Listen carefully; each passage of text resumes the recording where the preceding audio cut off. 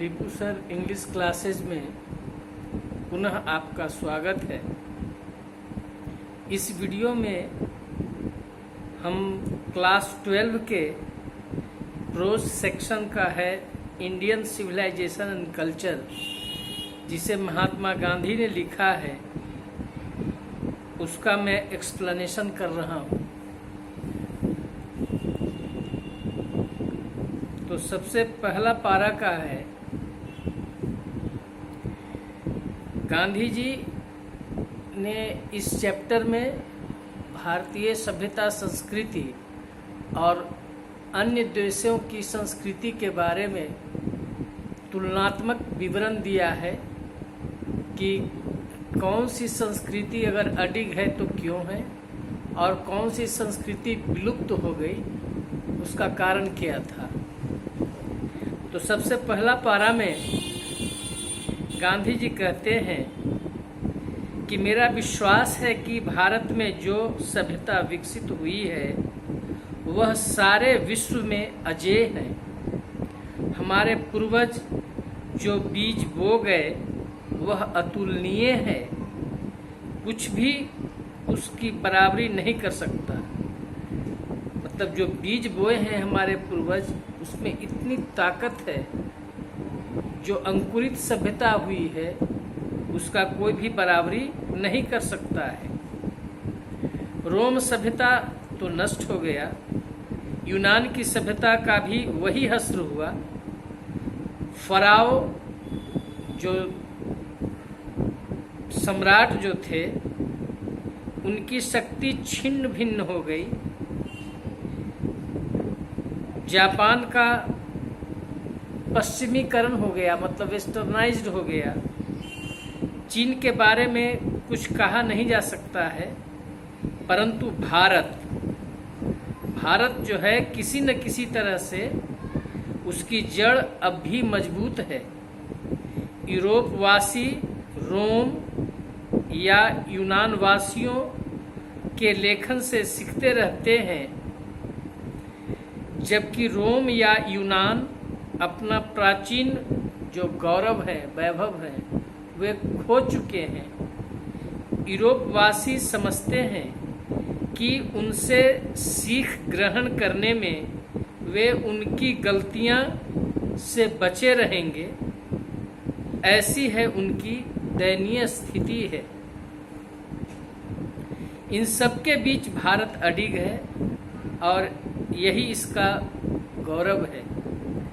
भारत पर यह आरोप लगाया जाता है कि जो इसके निवासी हैं इतने असभ्य, अज्ञानी तथा निरावेग होते हैं, मतलब अपने बात पर अडिग रहते हैं कि संभव नहीं है कि उन्हें परिवर्तन के लिए राजी किया जा सके।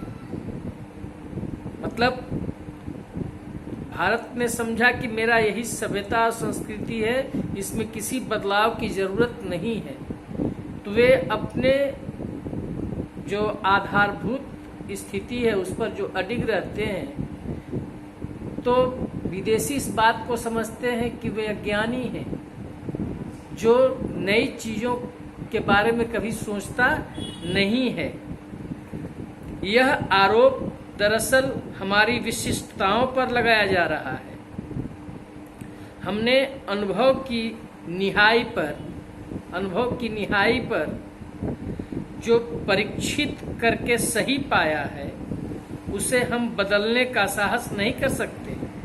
बहुत लोग भारत को सलाह देते रहते हैं, पर वह अपने राह पर अडिग है। यही इसकी खूबी है, यही हमारी आशाओं का मुख्य जो है सो आधार है।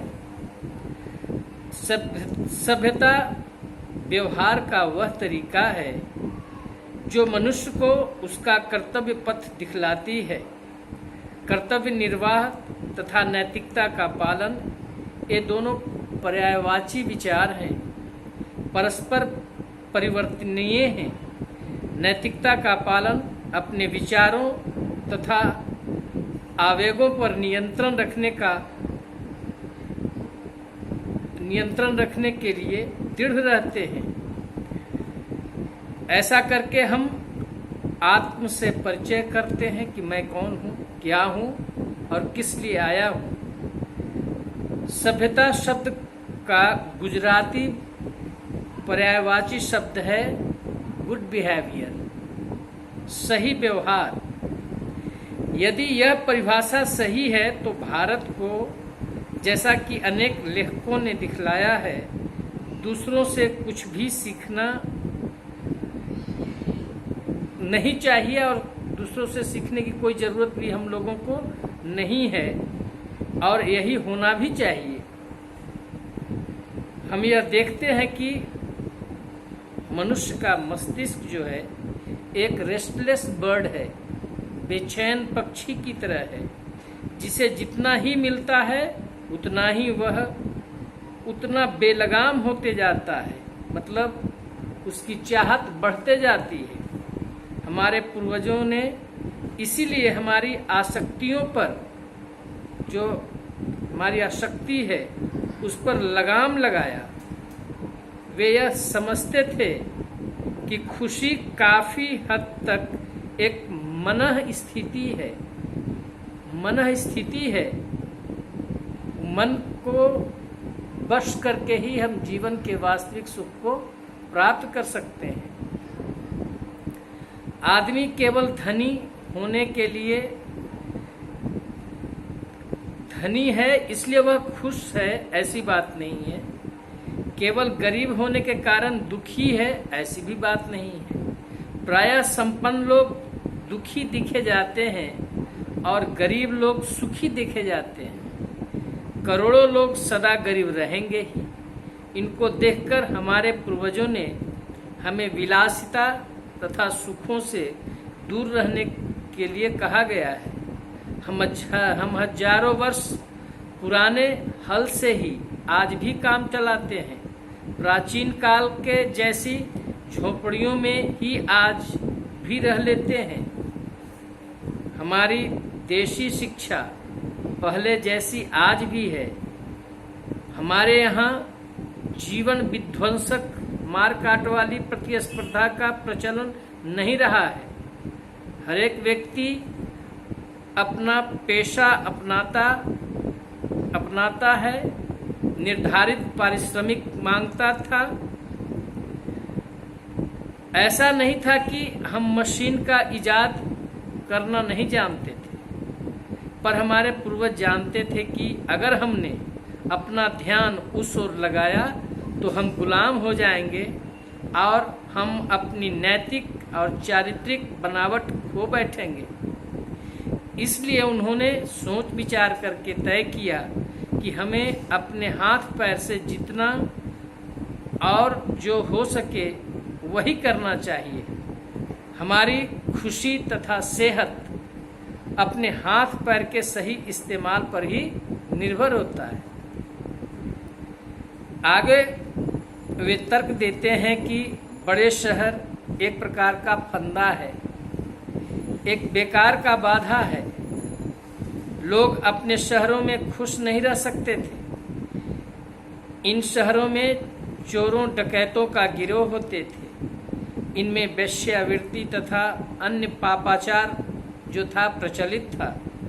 इनमें गरीब लोग धनी वर्गों द्वारा लूटे जाते थे, इसलिए वे छोटे गांव में ही संतुष्ट थे।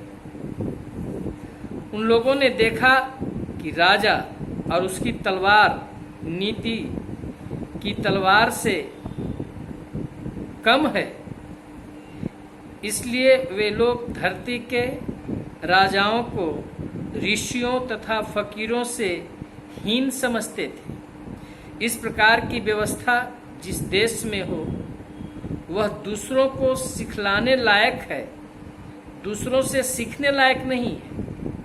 इस देश के पास दरबारी, वकील तथा वैद्य थे, परंतु सभी संयम में रहते थे। हर कोई जानता था कि ये पेशे या पद विशिष्ट नहीं थे। ये वकील या वैद्य लोगों को लूटते भी नहीं थे। उन्हें जनता पर आश्रित माना जाता था, न कि जनता का मालिक। न्याय, सहनीय सीमा तक उचित था। सामान्यतः लोग अदालत से बचते थे। उन लोगों को वहां खींच ले जाने के लिए कोई दलाल नहीं थे।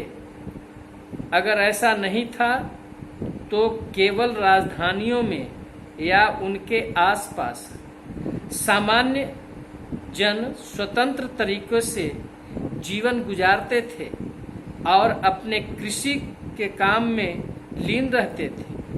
वे सही मायने में स्वशासन का आनंद उठाते थे।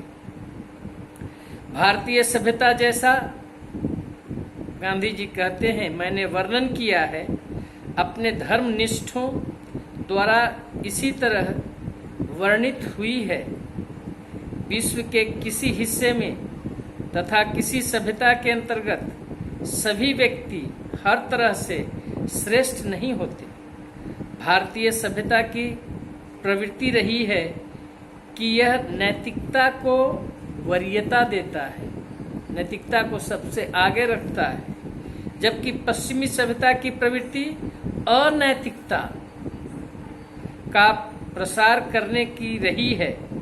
पश्चिमी सभ्यता ईश्वर पर भरोसा नहीं है, ईश्वर पर विश्वास नहीं है, जबकि पूर्वी सभ्यता ईश्वर में अगाध आस्था रखती है। ऐसा समझकर तथा मान करके प्रत्येक भारत प्रेमी का भारत से चिपके रहना जैसे माँ की छाती से बच्चे से चिपके रहने के समान है। गांधी जी कहते हैं कि मैं पश्चिम से घृणा नहीं करता हूँ, बल्कि मैं तो पश्चिम का एहसानमंद हूँ कि उसके साहित्य से मैंने बहुत कुछ सीखा है। लेकिन मैं पश्चिमी सभ्यता का इस कारण से एहसानमंद हूँ कि इसने मुझे सिखाया है कि अगर मैं भारत को अपने सर्वोच्च उत्कृष्ट स्थान पर देखना चाहते हैं तो मुझे अपने भारतवासियों से यह साफ साफ बता देना है कि आधुनिक सभ्यता के वर्षों के अनुभव के बाद मैंने एक बात सीखा है कि हमें पश्चिमी सभ्यता से हर हाल में दूर रहना है, बच करके रहना है। यह पश्चिमी सभ्यता है क्या? यह भौतिकता की पूजा है। यह हमारे अंदर की जो पाश्विक वृत्ति की पूजा है, भौतिक सुख की पूजा है, यह विशुद्ध भौतिकवाद है। आधुनिक सभ्यता अगर हर कदम पर भौतिकता की विजय नहीं है तो कुछ भी नहीं है। शायद यह गैर जरूरी है, व्यर्थ भी, कि हम दो सभ्यताओं की खूबियों की तुलना करें। शायद पश्चिमी दुनिया ने एक ऐसी सभ्यता विकसित की है जो कि उसकी जो वातावरण तथा परिवेश के अनुकूल हो। उसी तरह हमारी सभ्यता ऐसी है जो हमारी परिस्थितियों के अनुकूल है। दोनों अपने अपने जगह पर सही है। आधुनिक सभ्यता की पहचान कराने वाली खूबी है मानवीय इच्छाओं का अनंत विस्तार। प्राचीन सभ्यता की खूबी है कि इन इच्छाओं का कठोर नियम और इन पर आवश्यक अनुशासन। पश्चिमी या आधुनिक सभ्यता की बेचैनी का कारण किसी भावी राज्य में जीवंत आस्था का अभाव है, जो दरअसल ईश्वर में भी आस्था का अभाव है। पूर्वी या प्राचीन सभ्यता में संयम, जो एक भावी राज्य में आस्था से पनपता है, किसी ईश्वरीय सत्ता में विश्वास से पनपता है। आधुनिक आविष्कारों के कुछ तात्कालिक उल्लेखनीय परिणाम इतने पागल कर देने वाले हैं कि हमें उनसे दूर रहना असंभव होता है। लेकिन मुझे तनिक भी संदेह नहीं है कि मनुष्य की विजय इनको अनदेखा करने में ही है। हमारा संकट इस बात में है कि हम कहीं इस क्षणिक सुख के लिए अपने निरंतर जो चिरंतन अच्छाई का हम सौदा न करें। पश्चिम में जिस तरह भौतिक चीज़ों में लाजवाब खोज हुए हैं, उसी तरह पूर्व में हिंदू धर्म के क्षेत्र में उल्लेखनीय खोजें हुई हैं आत्मा के मामले में कि आत्मा क्या है और परमात्मा क्या है। लेकिन हम इन महान और श्रेष्ठ खोजों को नहीं देख रहे हैं। हम पश्चिम के विज्ञान के रोचक भौतिक विकास को देखकर चकाचौंध हो रहे हैं। मैं उस विकास से परेशान नहीं हूँ। वास्तव में यह लगता है कि ईश्वर ने अपने सद्बुद्धि से भारत को उस तरह के विकास से बचा लिया है ताकि वह भौतिकतावाद के प्रसार को रोकने के विशेष अभियान में सफल हो सके। आखिर हिंदू धर्म में कुछ तो है जिसने इसे अब तक जो है सो प्रकाशमान रखा है। इसने बेबीलोन, सीरिया, फारस तथा मिस्र की सभ्यता का पतन देखा है। अपने चारों ओर नजर दौड़ा करके देखें, कहाँ है अब रोम, कहाँ है अब यूनान? क्या आपको आज कहीं भी गिब्बन की इटली के दर्शन होंगे या प्राचीन रोम के? क्योंकि रोम ही पहले इटली थी। यूनान जाइए, कहाँ है वहाँ विश्व प्रसिद्ध सबसे पुरानी सभ्यता यूनान में थी, ग्रीस में। फिर वापस भारत आकर देखिए, आप अत्यंत प्राचीन दस्तावेज को पढ़ेंगे और फिर अपने चारों ओर नजर दौड़ाएंगे तो कहने में यह नहीं चुकेंगे कि मैं यहाँ प्राचीन भारत को अभी भी जीवित देख रहा हूँ। सच है, जहाँ तहाँ गोबर के ढेर हैं, पर वहीं उनके नीचे धरती के भीतर बहुमूल्य चीजें दबी हुई है और जिस कारण से यह बचा रहा है वह यह है कि हिंदू धर्म ने अपने लिए भौतिकवादी लक्ष्य नहीं बल्कि आध्यात्मिक लक्ष्य रखा है। हमारी सभ्यता, हमारी संस्कृति, हमारा स्वराज्य हमारी इच्छाओं को कई गुना बढ़ाने पर निर्भर नहीं रहे हैं, अतिभोग पर नहीं, बल्कि वे इच्छाओं पर नियंत्रण, आत्म जो है नियंत्रण पर निर्भर रहा है।